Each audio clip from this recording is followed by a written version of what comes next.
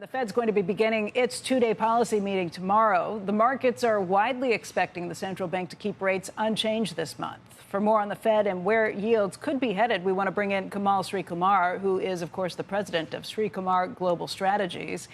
Sri, let's talk a little bit about this because you've got a pretty stark concern about what's happening with the economy right now. You think we could be in full-fledged recession by the end of this year? That is what I expect, Becky. I think you have a recession which has been delayed by an enormous amount of stimulus coming from the fiscal side and monetary side.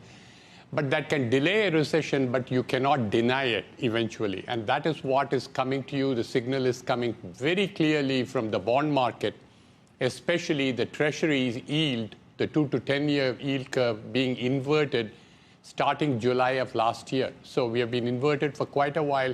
I face the question from clients from time to time, if that has happened and it is 14, 15 months ago, why haven't we seen a recession yet? Right. The change that we have this time is we have not had enormous amount of stimulus at the same time as in the past cases of inversion. So that's why I think it is getting delayed. But clearly the signs are that there is an exhaustion in terms of the economy, and that is going to show itself in terms of a recession. What signs are you pointing to? Because a lot of economic indicators right now are pretty strong. If you look at the jobs market, if you look at across the board places, it looks like we have seen inflation maybe come under quite a bit more control. That's why we think the Fed may be almost done, if not completely done at this point. What do you see besides the 2-year, 10-year in the bond market? Let's look at other things. One, the manufacturing growth has been down. It's been negative for about 5 or 6 months in a row. The S&P global expectation of the economy has also been down. The consumer sentiment coming from the University of Michigan, the latest number was down, which was also not expected. And so what it suggests to you, Becky, is that the consumer on which we depend for 70% of GDP is finally going to find the end of the rope in terms of spending. And that has taken a while of time because there has been so much in terms of government money in the consumer hands, and that's, I think, going to change. So those are 3 different factors. Then you talked about inflation.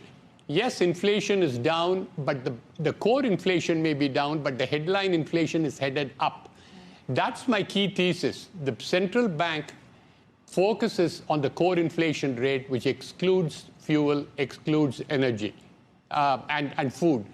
But then in this case, we have domestic price of gasoline starting to rise with the Brent and the WTI crude that Andrew spoke about a few minutes ago, and they're going to continue to go up. And that will be reflected in the price of gasoline and therefore in the headline rate. So what's the Fed going to do? If they're facing a downturn in the economy, but also facing inflation that's coming back on a headline level at least, will they stand pat? Will they raise rates? Will they have to cut rates as you're looking at a declining economy?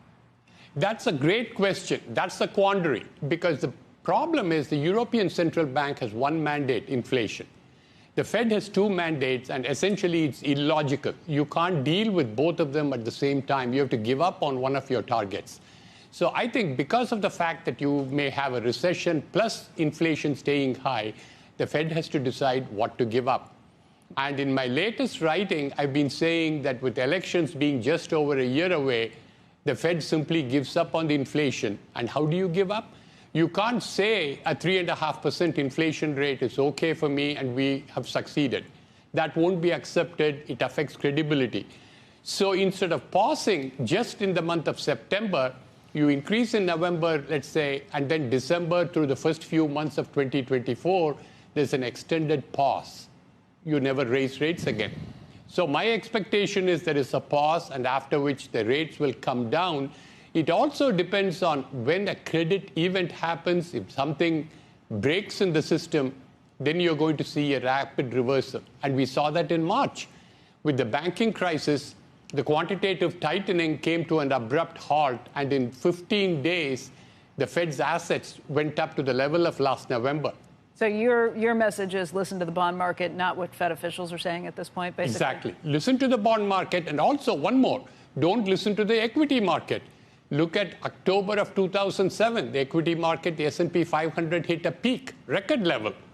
But the bond market was suggesting a recession. And in the case of the economy, the bond market is a better predictor than the equity market has been.